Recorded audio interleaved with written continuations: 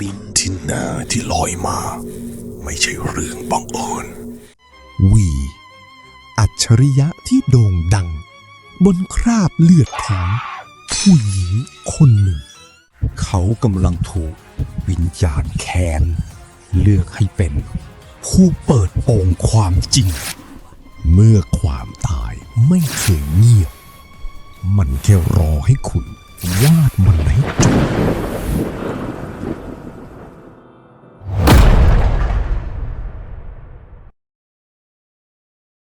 บ่ายวันนั้นตินเดินลงบันไดไปหาป้าสำลีที่กำลังกวาดใบไม้อยู่หน้าอาคารป้าครับตินเอ่ยขึ้นเบาผู้หญิงที่เสียชีวิตในห้อง 409 เธอชื่ออะไรครับไม้กวาดในมือป้าสำลีค่อยๆหลุดร่วงลงกระทบพื้นใบหน้าของเธอขาวซีดลงทันทีพ่อหนุ่ม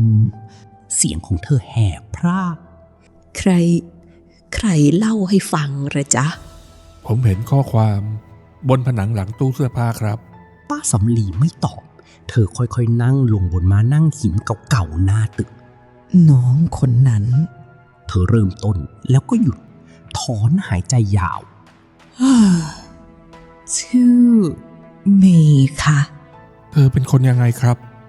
ป้าสำลีนิ่งเงียบไปนานราวกับกำลังตัดสินใจว่าจะพูดดีหรือไม่เธอเป็นเด็กขยันวาดรูปทั้งวันทั้งคืนบางทีป้าก็เอาข้าวไปให้เธองานของเธอมันสวยนะพ่อหนุ่มเธอหลับตาน้ำตาคลอเป่าแล้ววันที่เจอศพเป็นยังไงครับป้าสำลีสายหัวน้ำตาเริ่มไหลพรากวันนั้นป้าได้กลิ่นแปลกๆลอยมาจากชั้น4เธอพูดเบาลงเสียงแหบแห้งป้าขึ้นไปเคาะห้องไม่มีเสียงตอบเลยใช้กุญแจสำรองเปิดและเธอหยุดพูดน้องเมย์แกผูกคอตายห้อยอยู่กับพัดลมเพดานเธอพูดในที่สุดเสียงแทบไม่มีแรงน้ำตาไหลพรากลงบนแก้มเหี่ยวย่นแต่สิ่งที่ป้าลืมไม่ลงคือภาพวาดของเธอยังวางอยู่กลางห้องยังวาดไม่เสร็จภาพนั้นเป็นอะไรครับมันเป็นภาพปีศาจเธอตอบเสียงเบาจนแทบไม่ได้ยินปีศาจในร่างมนุษย์กำลังกินผู้หญิงคนหนึ่งแล้วภาพนั้นตอนนี้อยู่ที่ไหนครับ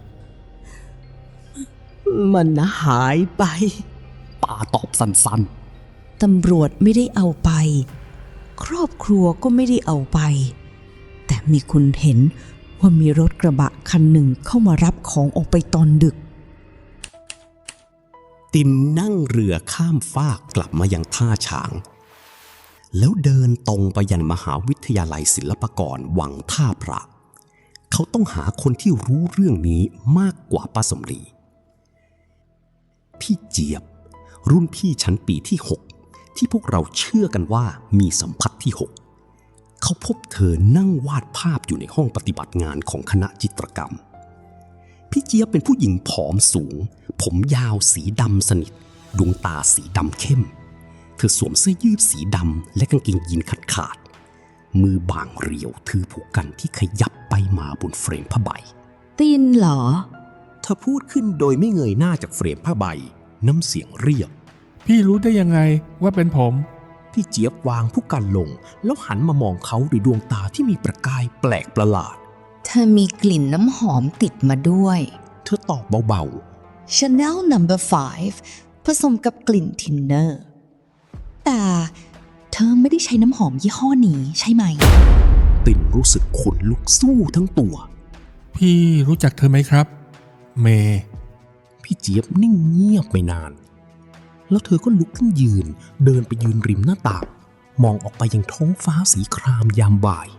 รู้จักเธอพูดในที่สุดเสียงช้าและหนักเรากับคำแต่ละคำมีน้ำหนักของมันเองก่อนที่เธอจะตายฉันเคยเห็นเธอที่นิทรรศการแห่งหนึ่งเธอเก่งมากนะฝีมือดีกว่าฉันหลายเท่า ภาพที่เธอวาดมันมีชีวิตมีวิญญาณเธอหยุดพูดหันกลับมามองตินด้วยแววตาเศร้าส้อย แต่เธอมีแฟนเป็นรุ่นพี่ที่คณะชื่อวีตอนเนี้ยวีเป็นศิลปินดาวรุ่งมีชื่อเสียงโด่งดังแต่ภาพที่ทำให้เขาดังเป็นภาพของเมย์ ตินต่อประโยคให้ใช่ พี่เจี๊ยบพยักหน้าชาตอนที่วีเอาภาพไปแสดงหมีก็ตายไปแล้วไม่มีใครยืนยันได้ว่าใครว่าจริงเธอถูกขโมยผลงานและถูกปิดปากไปตลอดกาลพี่เจี๊ยบหันมามองตินตรงๆถ้าเธอเจอเมย์ช่วยเธอด้วยนะเธอรอคนที่จะรับฟังมานาน3 ปีแล้วคืนนั้นตินกลับมาที่ห้อง409เขามองไปที่เพดานตรงจุดที่เคยมีพัดลมเพดานแขวนอยู่ตอนนี้เหลือแต่ตะขอโลหะที่ขึ้นสนิมฝังอยู่บนเพดานห้องเขาจุดเทียนแล้ววางไว้กลางห้องแสงเปลวไฟส่องสว่างท่ามกลางความมืดแล้วนั่งลงคัดสมาธิบนพื้นเมย์ตินเอ่ยขึ้นเบาๆเสียงสั่นเครือผมรู้แล้วว่าเกิดอะไรขึ้นคุณต้องการอะไรครับความเงียบตอบรับเขาเงียบจนได้ยินเสียงหัวใจของตัวเองเต้นตุบๆแต่ทันใดนั้นเทียนก็ดับวูบลงลมเย็นอย่าเยือกพัดผ่านร่างเขาพร้อมกับกลิ่นชาแนลนัมเบอร์ 5ที่คุ้นเคยทันใดนั้นผู้กันที่วางอยู่บนโต๊ะก็ไหลกลิ้งตกลงพื้นแล้วกลิ้งไปทางใต้เตียงราวกับมีมือที่มองไม่เห็นผลักมันไปตินลุกขึ้นก้มลงมองใต้เตียงที่เต็มด้วยฝุ่นหนาและพบมันแผ่นไม้กระดานที่พื้นหลุดออกเผยให้เห็นช่องลับข้างใต้ข้างในนั้นมีสมุดสเก็ตภาพเก่าๆเล่มหนึ่งปกหนังสีน้ำตาลเข้มเปรอะเปื้อนคราบสีที่แห้งแล้วตินหยิบสมุดขึ้นมาเปิดดูทีละหน้าแรกๆเป็นภาพวาดสวยงามสดใสเต็มไปด้วยชีวิตชีวาภาพหนุ่มสาวคู่หนึ่งนั่งวาดรูปด้วยกันชายหนุ่มในภาพมีใบหน้าหล่อเหลารอยยิ้มที่อ่อนโยนแต่หน้าหลังๆภาพเปลี่ยนไปอย่างฉับพลันเส้นสายรุนแรงขึ้นสีเข้มขึ้นอารมณ์แต่ละภาพหนักขึ้นเรื่อยๆภาพผู้หญิงร้องไห้ในความมืดภาพหัวใจที่ถูกฉีกเป็นชิ้นๆและหน้าสุดท้ายเป็นภาพสเก็ตช์ใบหน้าของชายหนุ่มคนหนึ่งหน้าตาหล่อเหลาใบหน้าเดียวกับที่เคยวาดไว้อย่างอ่อนโยนในหน้าแรกๆแต่ตอนนี้มันถูกขีดฆ่าจนดำมืดด้วยดินสอขีดซ้ำแล้วซ้ำเล่าด้วยความแค้นจนกระดาษเกือบขาดและมีข้อความเขียนด้วยลายมือสั่นเทาตัวหนังสือปิดเปี่ยวมันขโมยงานฉันไปมันขโมยความฝันฉันไปฉันจะไม่ยอมให้มันลอยนวลแม้ต้องตามมันไปถึงนรกตินนั่งอยู่บนเตียงที่ส่องสว่างด้วยเปลวไฟจากเทียนที่จุดไว้ในมือของเขามีสมุดสเก็ตช์ของเมย์เขาประติดประต่อเรื่องราวได้แล้วความจริงอันโหดร้ายเมย์ไม่ได้ฆ่าตัวตายเพราะอกหักหรือเรียนไม่ไหวแต่เธอถูกหักหลังโดยคนที่เธอมอบหัวใจและความฝันทั้งหมดให้วีขโมยผลงานชิ้นเอกของเธอไปและเมื่อเมย์พยายามทวงคืนวีก็ทำให้เธอเงียบไปตลอดกาลคำถามที่เหลืออยู่คือเมย์ฆ่าตัวตายจริงๆหรือถูกฆ่าขณะที่ติ่งกำลังครุ่นคิดหลอดไฟในห้องดับพรึบแต่คราวนี้อินไม่ได้อยู่คนเดียวเขารู้สึกได้แสงจันทร์สาดส่องผ่านหน้าต่างทอดเงาสี่เหลี่ยมบนพื้นห้องตินจ้องไปที่เงานั้นแล้วก็เห็นว่ามันเริ่มเปลี่ยนรูปร่างช้าๆทีละนิดกลิ่นเน่าสะอิดสะเอียนลอยนำมาก่อนแล้วตามด้วยกลิ่น Chanel No. 5 ร่างของหญิงสาวค่อยๆปรากฏขึ้นอย่างช้าๆราวกับหมอกที่รวมตัวกันเธอสวมกระโปรงสีกรมท่าเสื้อเชิ้ตสีขาวผมยาวสีดำสนิทปกคลุมครึ่งใบหน้าร่างนั้นยืนอยู่กลางแสงจันทร์หันหลังให้เขาปิ่นไม่กล้าแม้แต่จะเรียกไม่กล้าหายใจดังๆไม่กล้าขยับ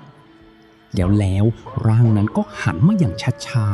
ๆครึ่งหนึ่งของใบหน้าที่ปรากฏออกมายังคงสวยงามราวกับนางฟ้าแต่อีกครึ่งหนึ่งมันทำให้ติ่นต้องกลั้นเสียงกรีดร้องไว้ในลำคออีกครึ่งหนึ่งของใบหน้าบวมเขียวคล้ำตาข้างนั้นทะล้นออกมานอกเบ้าเลือดสีแดงเข้มไหลช้าๆออกมาจากปลายนิ้วทั้ง10หยดลงบนพื้นไม้เป็นจังหวะติ่นรู้สึกเหมือนอารมณ์ทั้งหมดของเมย์ถูกถ่ายทอดเข้ามาในร่างของเขาพร้อมๆกันเมย์กำลังร้องไห้ยืนอยู่หน้าขาตั้งวาดรูปขนาดใหญ่ในห้อง409น้ำตาไหลพรากบนแก้มขาวนวลวียืนอยู่ตรงหน้าในมือถือภาพวาดของเธอรอยยิ้มบนใบหน้าหล่อเหลาเต็มไปด้วยความเย้ยหยันมันเป็นของฉัน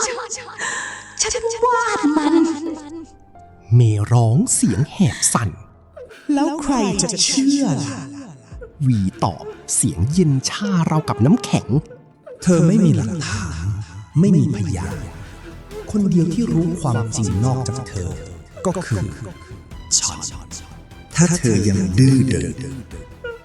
เขาวางภาพวาดลงแล้วเดินเข้ามาหาเธออย่างช้าๆก็จะไม่มีใครรู้ว่าเธอเคยมีชีวิตอยู่บนโลกนี้มือของวีผลักเมย์ล้มลงหัวกระแทกขอบโต๊ะดังโครมเลือดสีแดงสดไหลอาบใบหน้าขาวซีดเมย์นอนหมดสติวีคล้องเชือกเข้ากับตะขอพัดลมเพดานแล้วยกร่างของเมย์ขึ้นค่อยๆยกขึ้นจนเท้าของเธอลอยพ้นพื้นแต่เมื่อเขาเดินออกไปจากห้องเมย์ลืมตาขึ้นยังหายใจอยู่ปากขยับแต่ไม่มีเสียงออกมามันฆ่าเธอติ่งกรีดร้องในใจร่างของเมย์ค่อยๆเคลื่อนเข้ามาใกล้ช้าๆ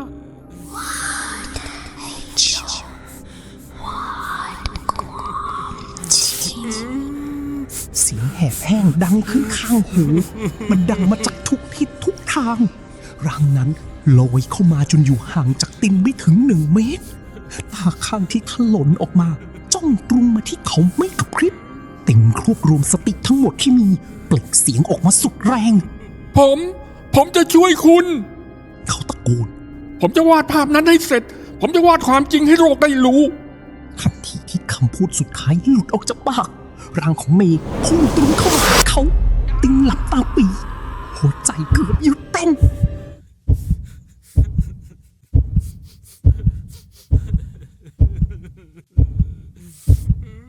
แต่แทนที่เขาจะถูกทำร้ายเขากลับรู้สึกถึงความอบอุ่นแผ่ซ่านผ่านเข้ามาในร่างกายเมื่อเขาลืมตาขึ้นแสงแดดยามเช้าส่องผ่านหน้าต่างเข้ามาเขานั่งอยู่หน้าเฟรมผ้าใบในมือถือผู้กันที่เปื้อนด้วยสีแดงสดและบนผืนผ้าใบนั้นเขาได้วาดภาพที่เมย์ร่างไว้ในสมุดสเก็ตขึ้นมาโดยไม่รู้ตัวภาพปีศาจในคราบมนุษย์และใบหน้าของปีศาจนั้นคือใบหน้าของวีตินใช้เวลา3 วัน 3 คืนโดยไม่ได้หลับได้นอนนอกจากวาดรูปมือของเขาเคลื่อนไหวราวกับมีใครบางคนมาจับวาดแต่ละฝีแปรงเต็มไปด้วยความหมายเต็มไปด้วยเรื่องราวที่ถูกฝังไว้นานกว่า3 ปีบางครั้งในยามดึกเขาหันมองไปที่มุมห้องและเห็นร่างจางๆของหญิงสาวยืนอยู่ที่นั่นดูเงียบสงบกว่าครั้งแรกที่เจอกันบางครั้งเขาเห็นเธอยกมือชี้ไปที่ผ้าใบบางครั้งเขาเห็นเธอพยักหน้าราวกับว่าเธอกำลังวาดภาพนี้ไปพร้อมกับเขา ภูมิแวะมาหาเขาที่หอพัก เขายืนอ้าปากค้างเมื่อเห็นสภาพของเพื่อนรัก เฮ้ย ติน มึงเป็นอะไรวะ ภูมิตะโกนด้วยความตกใจ มึงได้หลับได้นอนบ้างไหมวะ กูต้องวาดให้เสร็จ ภูมิ ติ่งตอบด้วยเสียงแหบแห้งไม่ละสายตาจากผืนผ้าใบ มันเป็นหน้าที่ของกู หน้าที่อะไรวะ มึงกำลังจะตายนะ มีคนตายไปแล้วคนหนึ่งภูมิ ติ่งจุดวาดชั่วคู่หันมามองเพื่อนด้วยดวงตาที่เต็มไปด้วยความมุ่งมั่น และกูต้องทำให้เธอได้รับความยุติธรรมที่เธอควรได้รับ ผมไม่เข้าใจ จึงที่แต่วางเข้ากล่องและน้ำดื่มไว้ให้ แล้วเดินจากไปอย่างเงียบงันแต่ก่อนที่จะออกไปถึงประตู เขาหันกลับมามองเพื่อนรักอีกครั้งแล้วเขาก็รีบเดินออกไปโดยไม่ได้พูดอะไรอีกเลยเพราะว่าเขาเห็นว่าข้างๆติงมีร่างของผู้หญิงคนหนึ่งยืนอยู่ในคืนที่3ฝนตกหนักฟ้าร้องคำรามดังสนั่นสายฟ้าฟาดลงมาใกล้ๆทำให้ท้องฟ้าสว่างวาบเป็นระยะตินยืนอยู่หน้าผืนผ้าใบผู้กันในมือจุ่มอยู่ในจานสีครั้งสุดท้ายเขาปาดผู้กันแต้มสีสุดท้ายลงไปและภาพนั้นก็เสร็จสมบูรณ์มันเป็นภาพที่น่าสะพรึงกลัวและงดงามในเวลาเดียวกันภาพปีศาจในคราบมนุษย์แต่สิ่งที่น่าทึ่งที่สุดคือเทคนิคการวาดมันเหนือกว่าทุกภาพที่ติ่งเคยวาดมา เสร็จแล้วครับ เมย์ ติ่งพูดเบาๆน้ำตาไหลพรากลงบนแก้ม นี่คือความจริงที่คุณอยากบอก ลมพัดวูบหนึ่งผ่านร่างเข้าไปความอึดอัดที่เคยมีในห้องจางหายไปราวกับไม่เคยมีอยู่ กลิ่นเหม็นเน่าเปลี่ยนเป็นกลิ่นหอมอ่อนๆของดอกมะลิในยามค่ำคืนร่างจางๆของหญิงสาวปรากฏขึ้นที่หน้าภาพวาดแต่คราวนี้เธอไม่ได้น่ากลัวอีกต่อไปใบหน้าของเธอสวยงามและสงบเธอยืนมองภาพนั้นนานหลายนาทีแล้วหันมายิ้มให้ติ่งมันเป็นรอยยิ้มที่เศร้าๆแต่เต็มไปด้วยความขอบคุณเสียงกระซิบลอยมากับสายลมแล้วเธอก็ค่อยๆเลือนหายไปอย่างช้าๆเหลือไว้เพียงกลิ่นดอกมะลิจางๆ1 เดือนต่อมาตินนำภาพวาดนั้นส่งให้กับอาจารย์ที่ปรึกษาเขาตั้งชื่อภาพว่าความยุติธรรมที่ถูกลืมภาพของเขาได้คะแนนสูงสุดในรุ่นและได้รับการคัดเลือกให้ไปแสดงในนิทรรศการศิลปกรรมร่วมสมัยแห่งชาตินักข่าวหลายสำนักมาสัมภาษณ์ถามถึงแรงบันดาลใจ ผมวาดให้ศิลปินคนหนึ่งที่ไม่มีโอกาสได้บอกเล่าเรื่องราวของตัวเอง ติ่นตอบเสียงเรียบแต่เต็มไปด้วยความหมาย เธอคือผู้สร้างสรรค์ที่แท้จริงผมเป็นแค่มือที่ช่วยให้เธอวาดจนจบ ข่าวแพร่กระจายออกไปผู้คนเริ่มพูดถึงเรื่องราวของเมย์และวีมีคนเริ่มสังเกตว่าผลงานของวีหลายชิ้นมีสไตล์ที่คล้ายกับภาพวาดของมีอย่างน่าสงสัยหลักฐานเก่าๆถูกขุดขึ้นมารวมถึงภาพถ่ายที่มีเคยอัปโหลดไว้ในโซเชียลมีเดียแสดงให้เห็นว่าเธอกำลังวาดภาพที่วีอ้างว่าเป็นของเขาการสอบสวนใหม่เริ่มต้นขึ้นแต่ก่อนที่ตำรวจจะสาวไปถึงตัวเขาวีก็เสียสติไปเสียก่อนเขาถูกพบตัวในห้องทำงานของตัวเองท่ามกลางภาพวาดนับร้อยที่ถูกฉีกทำลายเป็นชิ้นๆเขานั่งอยู่กลางพื้นตัวสั่นเทาตาเบิกกว้างมันมาทวงของคืนวีกรีดร้องตาเบิกกว้างด้วยความหวาดกลัวมันไม่ยอมให้ฉันหลับมันยืนจ้องฉันจากมุมห้องทุกคืนมันตาถลนวีกรีดร้องต่อมันยืนอยู่ตรงนั้นผมรู้ว่าคุณมองไม่เห็นแต่มันอยู่ที่นั่นตลอดเท่าถูกนำตัวส่งเข้าโรงพยาบาลจิตเวช และในทุกๆคืนเขาจะร้องตะโกนชื่อเมย์และขอโทษซ้ำแล้วซ้ำเล่าจนกว่าจะหมดแรง ตินย้ายออกจากหอพักราตรีหลังจากเรียนจบก่อนที่เขาจะไปเขาวางช่อดอกมะลิสีขาวบริสุทธิ์ไว้หน้าประตูห้อง 409 พักผ่อนเถอะนะครับ คุณเมย์ เขาพึมพำเบาๆด้วยเสียงอ่อนโยน คุณได้รับความยุติธรรมแล้ว เสียงลมพัดผ่านประตูห้อง 409 เปิดออกเล็กน้อยติ่นได้กลิ่นน้ำหอมจางๆและได้ยินเสียงกระซิบเบาๆลอยมากับสายลม ขอบคุณ เขาเดินลงบันไดและไม่หันกลับมามองอีกแต่ถ้าเขาหันกลับไปเขาอาจจะเห็นร่างของหญิงสาวในชุดขาวสะอาดยืนอยู่ที่หน้าต่างชั้น 4กำลังโบกมือลาก่อนจะเลือนหายไปพร้อมแสงอาทิตย์ยามเช้า 6 เดือนหลังจากตินย้ายออกหญิงสาวคนหนึ่งลากกระเป๋าเดินทางเดินเข้ามาที่หอพักราตรี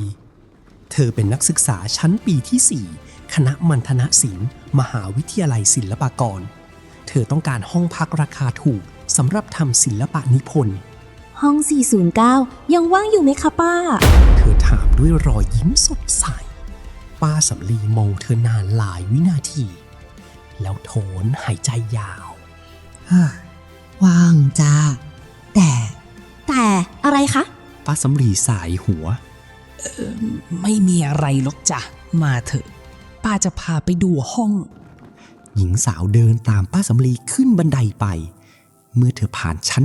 3เธอรู้สึกเหมือนมีใครมองตามมาจากมุมมืดแต่เมื่อหันกลับไปมองก็ไม่พบอะไรและเธอก็ได้กลิ่นบางอย่างจางๆลอยมาในอากาศมันเป็นกลิ่นน้ำหอม Chanel No. 5 ผสมกับกลิ่นทินเนอร์ ชมคลิปจบแล้วอย่าลืมกดไลค์กด Subscribe แล้วสั่นกระดิ่งแจ้งเตือนเพื่อที่จะได้ไม่พลาดคลิปต่อไปนะครับ